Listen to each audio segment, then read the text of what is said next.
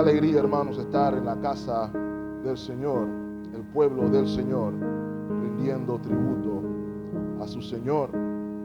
Y vamos a continuar nuestra travesía, nuestra serie a lo largo de la epístola a los Efesios, serie que hemos titulado precisamente Una iglesia para la alabanza de su gloria.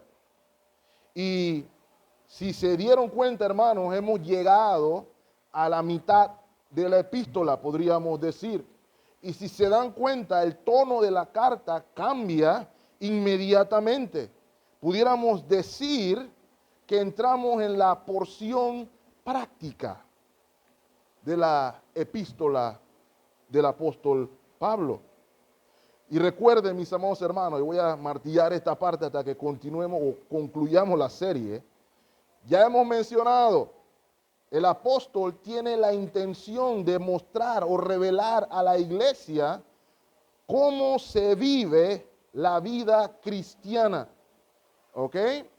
Y a diferencia del Sermón del Monte, como vimos que era una especie de participación individual, aquí estamos viendo la vida cristiana en un sentido más colectivo.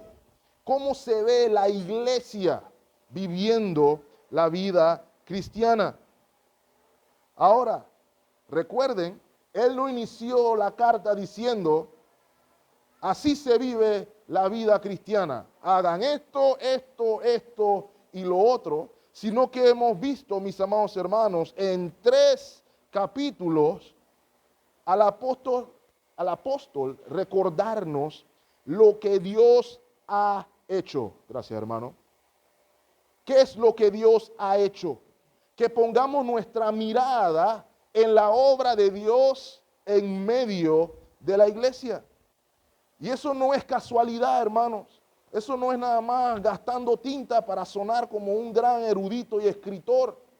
Su intención es que nuestros corazones, nuestras almas, sean plenamente conscientes de quién es Dios, cuál es su obra en medio nuestro, la abundante riqueza de su gracia, la abundante riqueza de su misericordia, y que nuestro asombro y maravilla por el Evangelio no sea algo temporal, no sea algo momentáneo, sino todo lo contrario, que crezcamos en asombro y en maravilla del Evangelio, que no es algo de un solo día, sino que es algo de toda la vida. No es algo intrascendente, sino que es algo que revoluciona nuestra existencia y es permanente. Por eso el apóstol ora y dice, ruego al Padre que ustedes sean capaces de comprender la anchura, la longitud, la profundidad, la altura del amor de Cristo. Que la iglesia sea consciente de su misión de proclamar el misterio revelado de Cristo y este crucificado. De mostrar al mundo la multifacética sabiduría de Dios. Sabiduría por la cual inclusive los ángeles, viendo a la iglesia, adoran al Señor. Por ende, mis amados hermanos, como iglesia debemos ser conscientes de cómo nuestra unión con Cristo moldea nuestra unión como cuerpo de Cristo, los unos con los otros. Cómo la unión con Cristo moldea también cómo vemos el mundo y el lugar que ocupamos en él, y cómo nuestra unión con Cristo afecta cómo vivimos el lunes, martes, miércoles, jueves, viernes, sábado y domingo. Y es por esta razón, mis amados hermanos, que nos atrevemos a decir enfáticamente que si el Evangelio de Jesucristo no es un asombro en su vida, no es una maravilla, no es una realidad consciente en su vida, no existe verdadera vida cristiana. ¿Y saben qué más no existe, hermanos?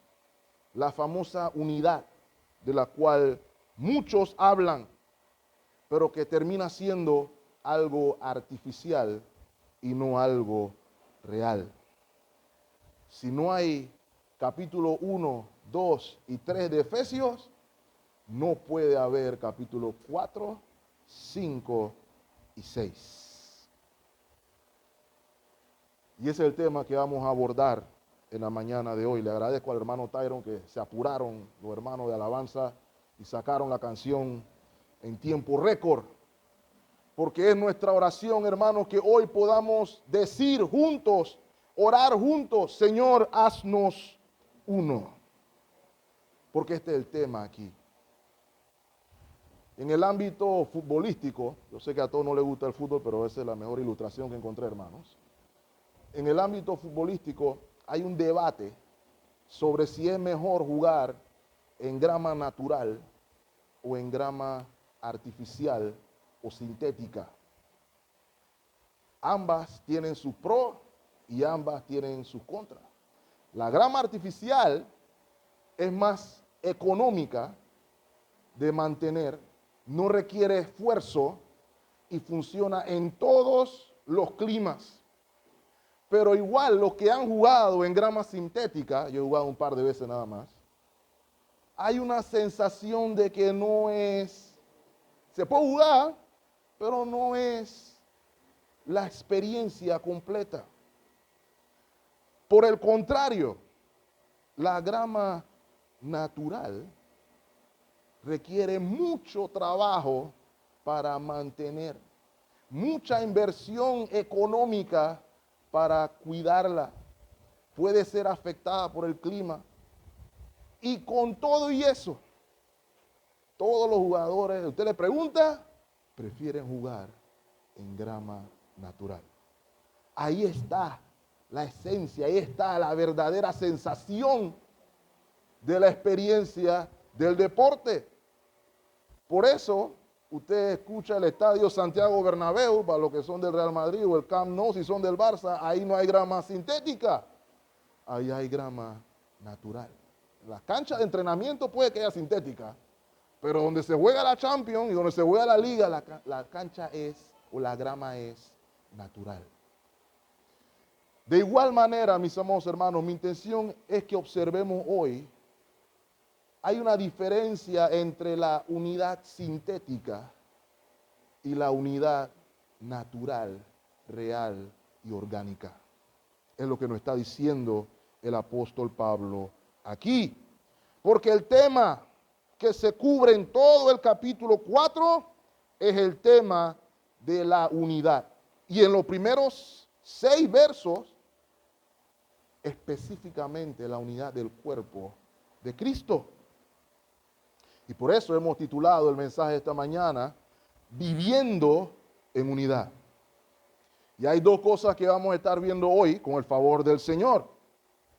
Primero, el llamado a guardar la unidad.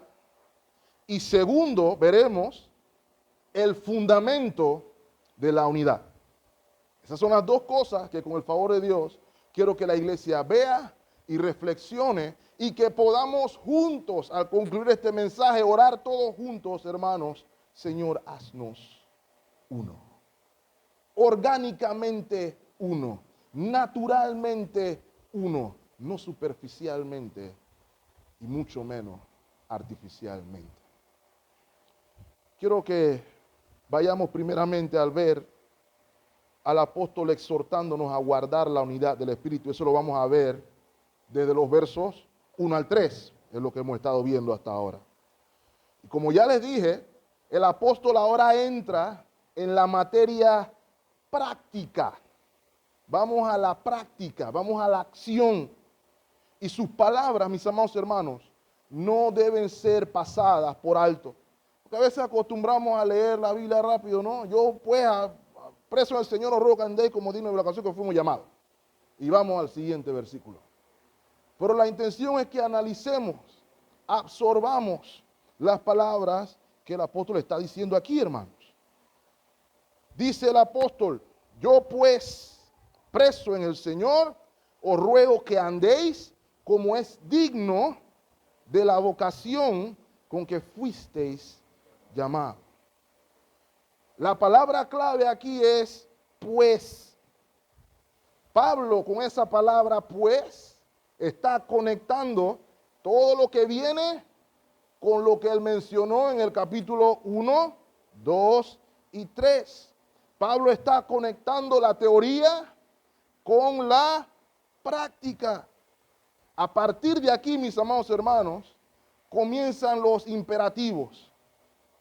En los primeros capítulos era, miren lo que el Señor ha hecho, observen lo que el Señor ha hecho, miren la grandeza, la supereminente grandeza de su poder, etcétera, etcétera, etcétera. Pero ahora el Señor, por medio de Pablo, nos va a decir, en virtud de todo eso, ahora hay que hacer algo. O pudiéramos hacer la pregunta al Templo Bautista de Colón. En virtud de lo que leímos en capítulo 1, 2 y 3, ¿qué van a hacer? Comienzan los imperativos, mis amados hermanos. Comienzan los mandatos. Y quiero que entiendan también, hermanos, que esos mandatos no se fundamentan en el capricho ni en la soberbia del apóstol. Ya les expliqué la semana pasada que el apóstol Pablo no está recordándonos por soberbia que él es el autor de la carta. Pero él está diciendo, yo pues, preso en el Señor. Y él está recordando bajo qué autoridad él está hablando. Pablo está actuando y hablando aquí en autoridad apostólica, y permítanme añadir, en la verdadera autoridad apostólica, porque mucha gente anda hablando en autoridad apostólica hoy, pero esa también es artificial. Pablo está hablando en la verdadera autoridad apostólica. Pablo estaba precisamente preso por la causa de Cristo y su evangelio. Pablo verdaderamente vivía por Cristo y su evangelio. Note, mis amados hermanos, Pablo no solamente le estaba diciendo a la iglesia qué tenían que hacer, sino que se estaba mostrando como ejemplo. Ya el apóstol Pablo no era el fariseo que decía que había que hacer, pero que no hacía. Ahora él está diciendo, imítenme a mí. Pablo llegó a decir, sean imitadores de mí como yo de Cristo. Y mis amados hermanos, aquí hay una gran lección, porque Pablo estaba precisamente preso por vivir conforme a la vocación con la cual fue llamado. Y eso es lo que está el apóstol exhortando a la iglesia de Cristo hoy también. No solo a la iglesia de Éfeso, sino a las iglesias circundantes, y deberíamos decir que implícitamente también al Templo Bautista de Colón le está diciendo, vivan conforme a la vocación con la que fueron llamados. Y note las palabras, anden, caminen. Eso significa literalmente vivan. Ese debe ser nuestro modus vivendi, mejor dicho. Pero quiero que noten algo, mis amados hermanos. La exhortación del apóstol en el versículo 1 nos enseña al menos dos cosas interesantes. La primera, esta exhortación de Pablo nos enseña con claridad meridiana cómo la sabiduría de Dios se muestra. Le voy a explicar cómo. Cuando otras religiones, cuando inclusive otras denominaciones le dicen al feligrés, haz esto y Dios hará esto otro. Cuando algunas denominaciones te dicen, si tú quieres que el Señor te bendiga, haz esto y el Señor hará lo otro. Pablo nos está explicando la sabiduría de Dios es opuesta, porque Dios hizo, entonces haz tú. Como Dios obró en ti, entonces obra tú. porque es por la gracia de Dios que obramos. Él preparó las obras para que anduviéramos en ellas. De modo que nosotros no obramos esperando que el Señor haga algo por lo que yo hice, sino confiados en que como ya mi Dios hizo más de lo que imaginábamos o esperábamos, obramos entonces en respuesta a eso.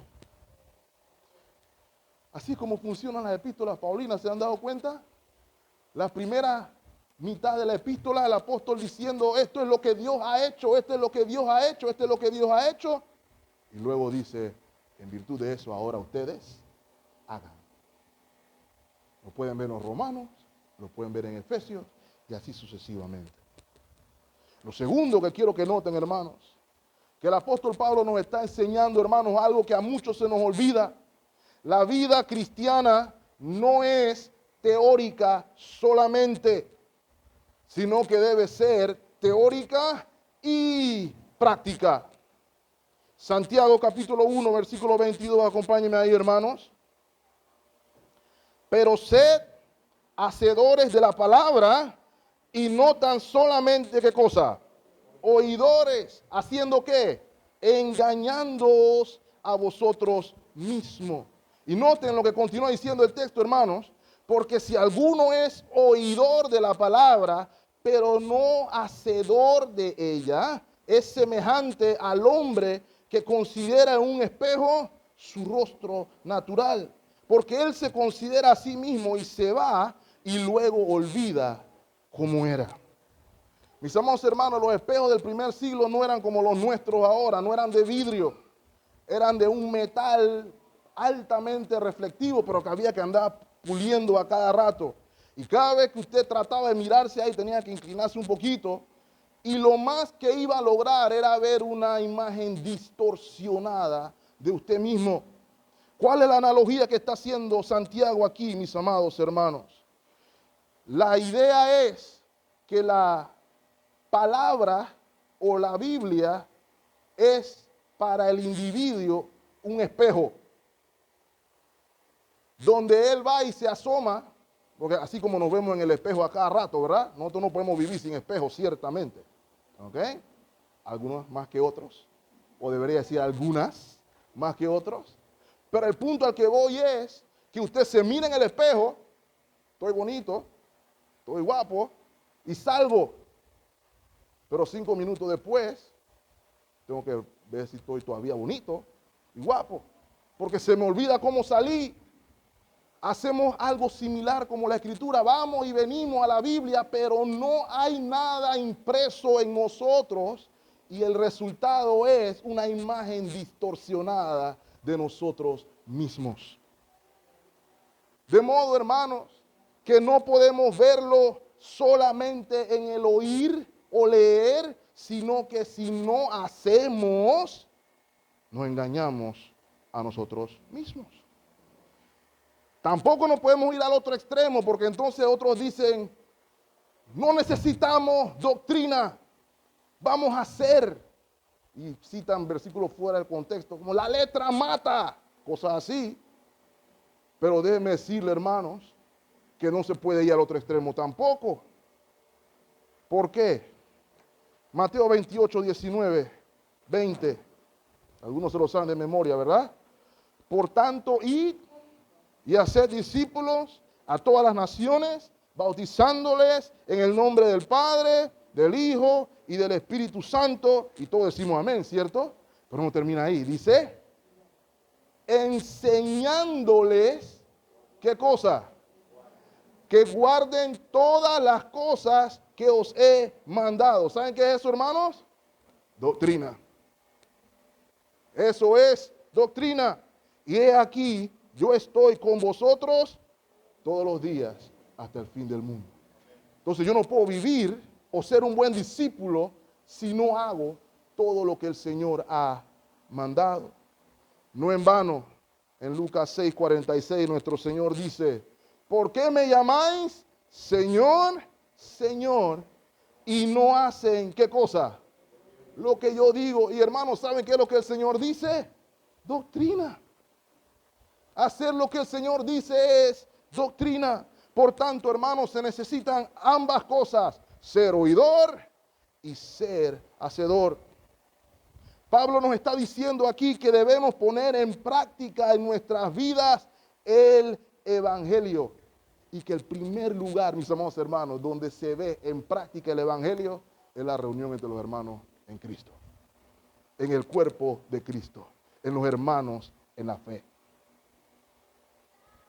Y la pregunta que debemos hacernos entonces, ¿cómo el Evangelio afecta mi relación con el cuerpo de Cristo? ¿Cómo el Evangelio afecta mi relación con los hermanos en la fe? Y esto, mis amados hermanos, es la idea central de todo lo que el apóstol quiere decir en estos 6 versos. Sáltese un versículo conmigo, lo voy a hacer a propósito. Vamos al versículo 3.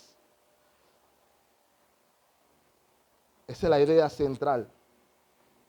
¿Qué es lo que Pablo quiere que hagamos? Mire lo que dice el versículo 3. Solícitos en guardar la unidad del Espíritu en el vínculo de la paz. Eso es lo que Pablo quiere que hagamos. Y noten, en ese versículo hay 2 cosas, ¿verdad? Hay un mandato y hay una actitud con la que se debe hacer el mandato. ¿Cuál es el mandato?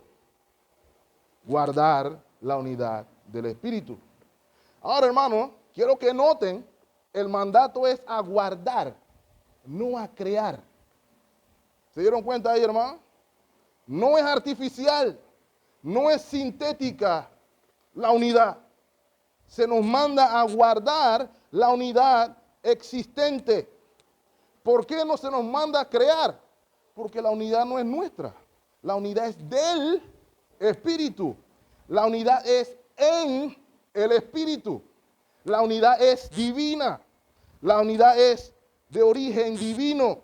Es un don de Dios. Es algo que ya Dios obró. ¿Eso no fue lo que leímos en el capítulo 2? Ustedes que estaban lejos, ahora han sido hechos cercanos. Y de los 2 pueblos Dios hizo un solo hombre. Ya Él obró. La unidad está hecha. Y hermanos, es precisamente por esa razón que la unidad no es una utopía. No lo es porque el Espíritu Santo garantiza la unidad. Pues ¿saben cuál es el problema, mis amados hermanos? La razón por la que la unidad parece una utopía es porque precisamente la queremos producir artificialmente, no de manera orgánica. No podemos chasquear los dedos y decir unidad. Yo no puedo decretar en el nombre de Cristo unidad ahora mismo. Lo que el Señor nos está diciendo aquí es que así como la grama natural, hay que trabajar por ella. Hay que mantenerla. Hay que cuidarla. ¿Ok? Esa es la diferencia. Y como estamos aquí tratando de chasquear los dedos, declaro unidad. Únanse todos. Nos encontramos fallando una y otra vez. Y nos seguimos preguntando, es que eso es imposible. No hay manera. Pero es que ya eso lo obró el Señor. El Señor nos está diciendo, a ustedes no les toca crearla, a ustedes les toca guardarla, cuidarla, mantenerla, protegerla, retenerla. Y no de cualquier manera, como vamos a ver en un momento, pero es el trabajo que hay que hacer. Y lo segundo que quiero que noten, se nos manda a guardarla, pero también se nos manda a hacerlo con una actitud. Y el término que se utiliza, o el que Pablo utiliza, es el que se tradujo con la palabra solícito.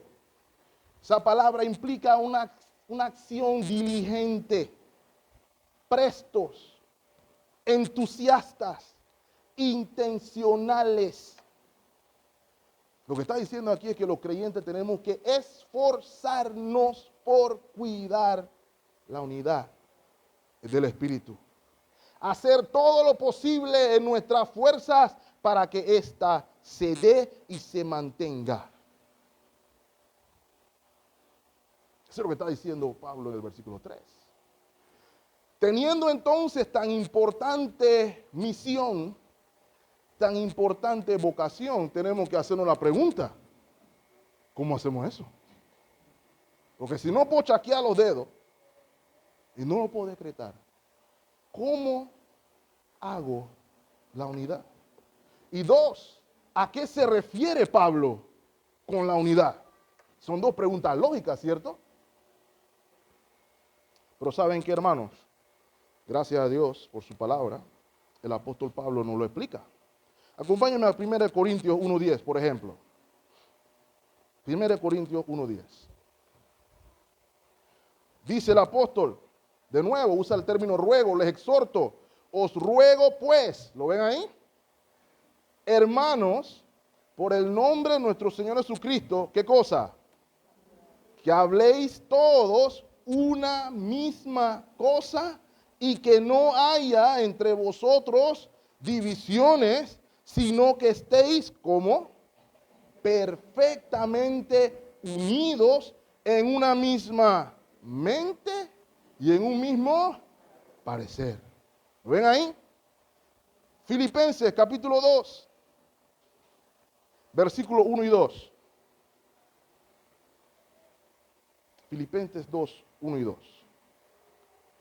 Dice, por tanto, si hay alguna consolación en Cristo, si algún consuelo de amor, si alguna comunión del Espíritu, si algún afecto entrañable, si alguna misericordia, completad mi gozo, ¿cómo? Sintiendo lo mismo, teniendo el mismo amor, unánimes, sintiendo una misma cosa. ¿Ven la conexión? Pero como les mencioné, ¿cómo se hace eso? ¿Cómo cuidamos la unidad del Espíritu en el vínculo de la paz? Y ahora, hermano, permítame confirmar, unidad no es lo mismo que uniformidad. No es lo mismo. Uniformidad viene de la imposición. Unidad es como que si yo dijera, mañana todos tienen que venir con una camisa igual a la mía. Y aun cuando todos lleguemos con la misma camisa, hermanos, habrá uniformidad, pero no hay unidad. La unidad, mis amados hermanos, no quiere decir que me tienen que gustar los mismos colores que al hermano Tyron. La unidad no quiere decir que me tiene que gustar la misma comida que a la hermana Mitzila. La unidad no quiere decir que me tiene que gustar el mismo deporte que a usted. La unidad no quiere decir que nos tiene que gustar todo el Barcelona. Perdono a los que les gusta el Real Madrid, eso es perdonable. Pero eso no es la unidad tampoco. Mis amados hermanos, la unidad radica en una misma causa, una misma meta, en un mismo propósito. Ahí radica la unidad. ¿No se nos compara siempre a la iglesia con un cuerpo, hermanos? Un cuerpo tiene diferentes miembros, pero todos los miembros tienen el mismo propósito. Todos los miembros tienen la misma meta. Pero yo sé lo que están diciendo. Eso todavía no responde a la pregunta. Todavía no nos ha dicho cómo hacemos eso. ¿Cómo cuidamos la unidad del Espíritu en el vínculo de la paz? Permítame decir, hermano, que la respuesta es sencilla, pero no quiere decir que sea fácil. Hay un versículo que me salté, ¿cierto? Efesios 4:2. Léalo conmigo, hermanos. ¿Cómo se mantiene la unidad? Con toda humildad y mansedumbre, soportándonos con paciencia los unos a los otros en amor. Esa es la manera en que se guarda solícitos la unidad en el espíritu, en el vínculo de la paz. Alguien lo puso de esta manera. La humildad es poner a Cristo primero, a los otros después y por último ponerse a uno mismo. A lo cual todos decimos amén. Y es diametralmente opuesta al orgullo. Porque el orgullo dice, yo primero, yo segundo, y todo lo que quieran lo mejor para mí, tercero. Eso es lo que dice el orgullo. El orgullo dice, yo soy el centro de todo. Todo gira en torno a mí. Pero la humildad dice, todo gira en torno a Cristo y yo quiero el bienestar de mi prójimo. La mansedumbre, mis amados hermanos, no significa, como algunos piensan, ser Congo en términos panameños. No quiere decir que usted tiene que ser menso. El término manso habla todo lo contrario. El término manso habla de poder bajo control. Esa es la idea. La capacidad de dominar mis emociones, que es fruto del Espíritu Santo. De controlar cuando me enojo. ¿Aló? De controlar cuando no me enojo, porque ese es el otro extremo. Algunos piensan que enojarse siempre es malo y otros piensan que nunca enojarse es bueno. Ni una ni la otra. ¿Ok? Dice la Escritura que Moisés era el hombre más manso sobre la tierra. Nunca se me olvida, el hermano Tairo nos leyó un versículo hace meses cuando el hermano Moisés puso a tomar oro a los israelitas por idolatría. El Señor Jesús es manso y humilde de corazón, pero en un momento con látigo, hermano, en la mano, sacó a los cambistas del templo. De modo, hermano, que el punto no es la expresión de la emoción, sino si está bajo el dominio y el control del Espíritu Santo. Y ligado, mis amados hermanos, a la mansedumbre está la paciencia, que está ligada también al soportarnos los unos a los otros.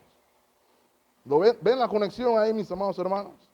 La paciencia, la capacidad de soportar ser afligido, inclusive herido, sin hacer retaliación, sin cobrar venganza. Y les digo más, hermanos, todo esto motivado por amor. Todo eso motivado con amor. A veces estamos pensando que el amor nada más es besito y abrazo, pero eso no pasa porque no leemos la Escritura. Alguien que me acompañe en 1 Corintios 13. Versículo 4. Ahí dice que el amor es sufrido. ¿Lo ven ahí, hermano? El amor es sufrido. Nosotros pensamos que el amor nada más es arcoíris, rosas, flores. Pero aquellos que han amado verdaderamente, los que somos padres, los que somos hijos, sabemos que el amor es sufrido. Pero el verdadero amor sufre con gozo por el beneficio de otro. ¿Sabe cuál es el mayor ejemplo de eso, mis amados hermanos? Cristo Jesús, quien siendo igual a Dios, no estimó ser igual a Dios como cosa a que aferrarse, sino que vino, hermanos, por su propia voluntad. Nadie lo amarró del brazo y le dijo, párate ahí o súbete ahí. De hecho, trataron de bajarlo. El diablo le dijo, bájate. Y él dijo, no. ¿Y sabe por qué lo hizo, hermano? Por usted y por mí. Con gozo. Sufrió por amor. Sufrió para beneficiarlo a usted y a mí. Y no porque usted es guapo, que puede serlo. No porque usted es inteligente, que puede serlo. Pero simple y sencillamente por amor. El hermano John Piper dice lo siguiente: una de las razones por las que un llamamiento muy elevado produce un peregrinaje muy humilde es que la decisión de Dios de llamarnos a su reino no se debe en lo absoluto a nada que tengamos. Cierro comillas. ¿Qué es lo que está diciendo el hermano Piper, mis amados hermanos? Que nuestra vocación en Cristo, la vocación a la que Pablo nos está llamando, es una vocación a la humildad. Todos tenemos faltas, todos tenemos debilidades. El punto es que cuando entiendo el Evangelio, cuando entiendo el capítulo 1, 2 y 3, cuando soy consciente y estoy asombrado de la maravilla del Evangelio, lo que hizo Cristo por mí en la cruz del Calvario, cuando viene mi hermano en debilidad y me ofende, lo primero que viene a mi mente es, eso que me hizo mi hermano a mí no es ni un tercio de lo que yo le hice a Cristo y por lo cual lo crucificaron en la cruz del Calvario. Y cuando nos acordamos de lo que Cristo hizo por nosotros, se nos pasa. Nos mantiene humildes. No nos permite exaltarnos. Y por eso podemos perseverar en la unidad, mis amados hermanos. Por eso nos podemos soportar unos a otros en amor, porque Cristo nos amó primero.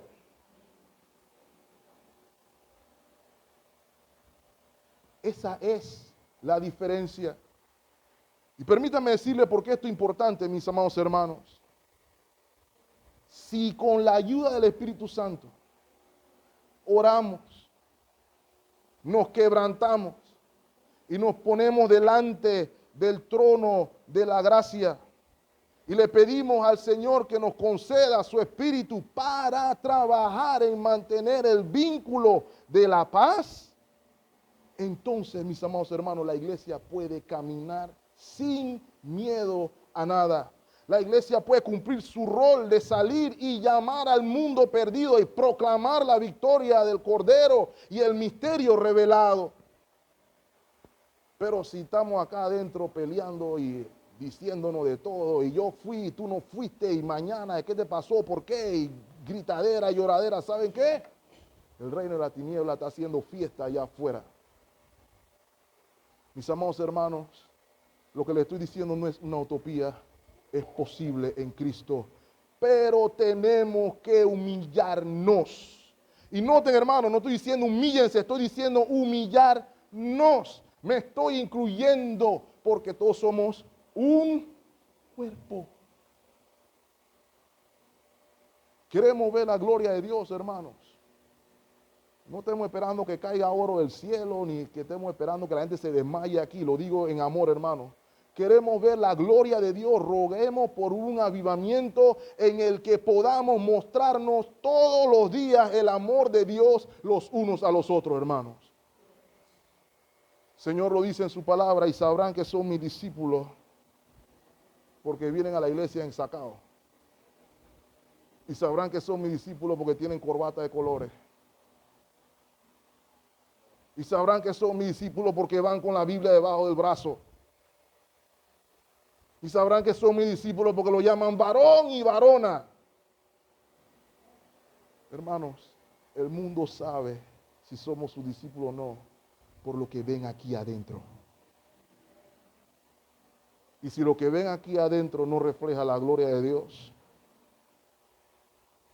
no saben que somos sus discípulos. Pablo está diciendo aquí, ustedes tienen que guardar la unidad del Espíritu.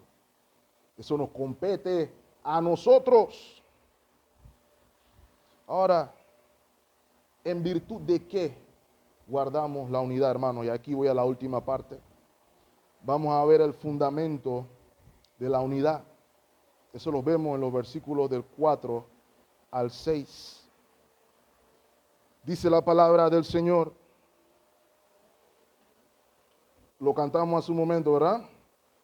Un cuerpo y un espíritu, como fuisteis también llamados en una misma esperanza de vuestra vocación.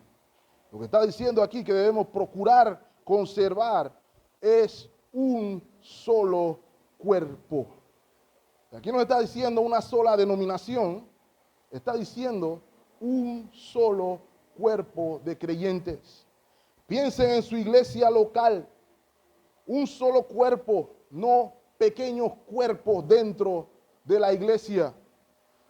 No estamos hablando del grupo de los yeyé, no estamos hablando del grupo de los rabi, no estamos hablando del grupo de los racataca, es un solo cuerpo.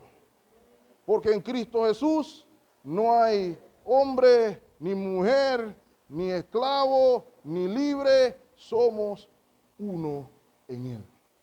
Eso es lo que estaba pasando en Corintios.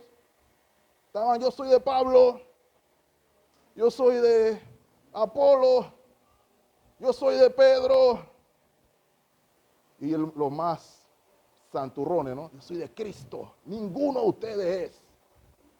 Para mí, eso eran los peores.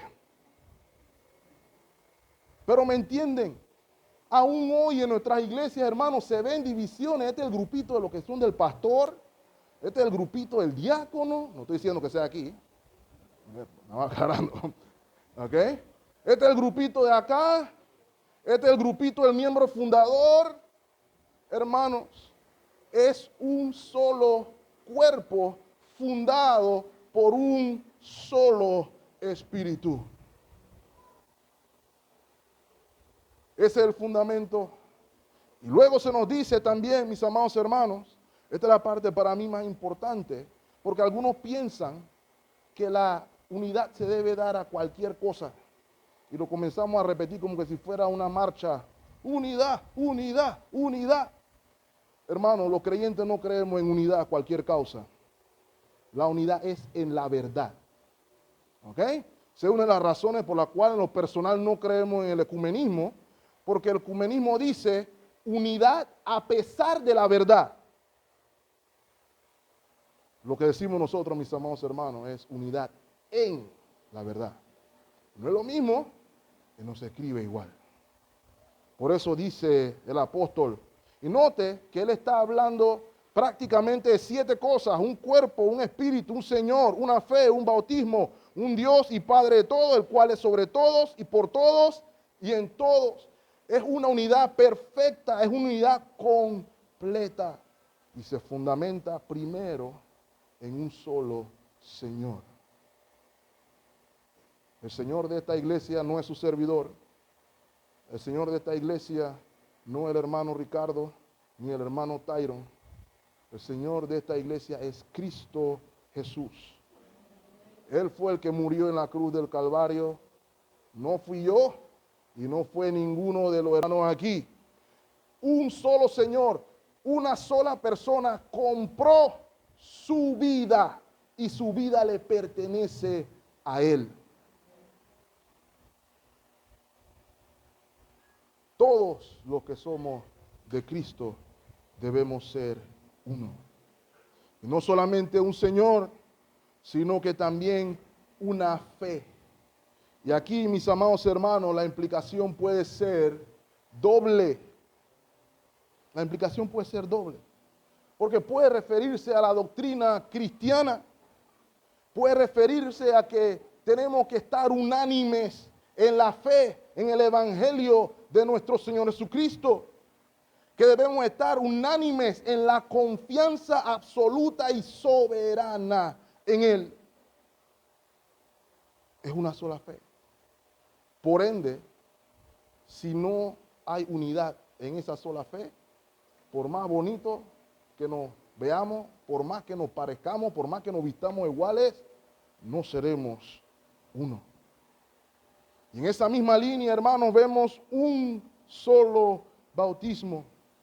Y aquí no se está refiriendo al método de bautismo, si es por inmersión, si es por aspersión, si es niño y si es adulto. Eso es tema de otro debate. Aquí lo que el Señor está diciendo por medio del apóstol Pablo es que hay una sola alianza. Porque, hermanos, en el bautismo somos hechos uno con Cristo. Uno con Él. Fuera de estas verdades, mis amados hermanos, no hay unidad. Cierro con esto y espero que lo vean aquí, hermanos, porque esto es clave. Un Dios y Padre de todos, el cual es sobre todos y por todos y en todos. ¿Sabe qué nos está revelando eso, hermanos? Nuevamente se nos está diciendo que nuestra salvación primeramente es trinitaria. Dios Padre, Dios Hijo, Dios Espíritu Santo, obrando en unidad, en la diversidad para la salvación de los pecadores. La unidad es del Espíritu y el apóstol menciona la obra de Cristo, el Señor, y obviamente un Padre de todos y para todos. Y lo ven ahí, el cual es sobre todos y por todos y para todos. Sobre todos el Padre, por todos en el Hijo y en todos en el Espíritu Santo. ¿Qué es lo que les quiero decir con esto, mis amados hermanos? La unidad de la iglesia es una sombra o refleja la unidad de Dios en el Espíritu. ¿Cómo oró el Señor en Getsemaní? Padre, así como tú y yo somos uno, que ellos sean uno. ¿Están viendo, hermanos, que eso no es una utopía, no es imposible? ¿O acaso hay una oración del Hijo que el Padre no haya respondido? No creo que ese sea el caso, mis amados hermanos. De modo, quiero cerrar con lo siguiente, mis amados hermanos. ¿Cuál es la base de la unidad cristiana? La base de la unidad cristiana es la unidad en la Trinidad. Es la unidad en Dios. Y si Dios es uno en esencia y tres en personas, nosotros podemos ser uno en esencia aun cuando seamos varias personas. De modo que no es una utopía, mis amados hermanos, es una realidad gloriosa en Cristo, la cual abrazamos por la fe. Pero nos compete ser diligentes, nos compete trabajar, nos compete invertir en guardar la unidad en el Espíritu. Permítanme añadir también, hermanos, no se puede construir unidad destruyendo la base de la unidad. ¿A qué me quiero referir con esto, hermanos? Construimos en virtud de las verdades fundamentales y históricas que la iglesia ha creído a lo largo de los siglos. Fuera de eso, no puede haber unidad. Es unidad en la verdad. Lo segundo, o lo tercero, mejor dicho, es que la unidad no se puede decretar, hermanos. Tenemos que humillarnos delante de nuestro Señor y rogar que con el sostén del Espíritu Santo podamos crecer en ella. Pero ningún concilio, ninguna convención, ninguna asociación, ni ningún grupo religioso puede declarar unidad.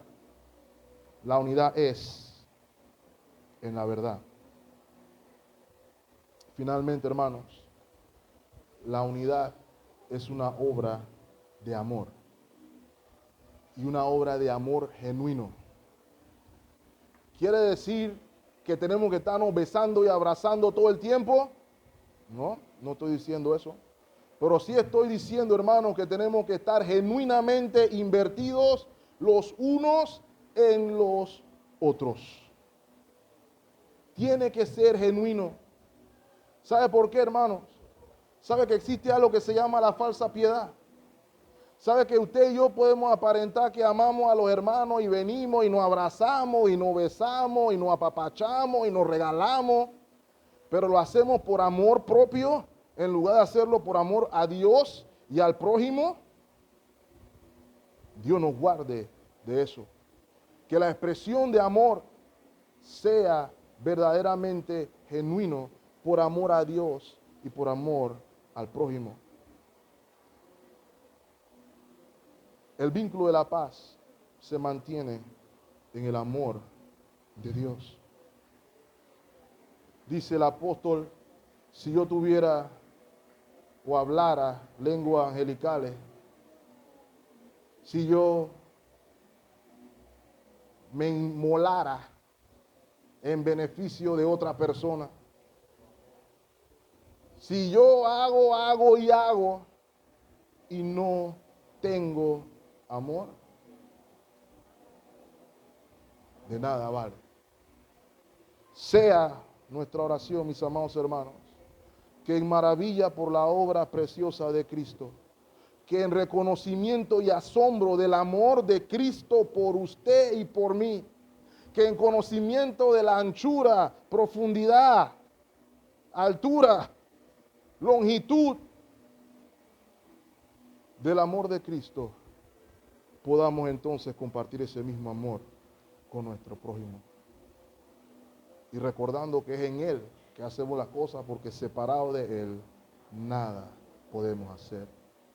Es mi oración, hermano, que podamos verlo de este modo, que entendamos de que hay una realidad posible en la medida que creamos, en la medida que confiemos en la promesa de nuestro Señor. Si esa es su oración y es la mía, roguemos al Señor entonces, de todo corazón, que nos haga verdaderamente uno. Que el Señor le bendiga ricamente, hermanos. Estemos orando. Amado Señor, gracias por tu palabra.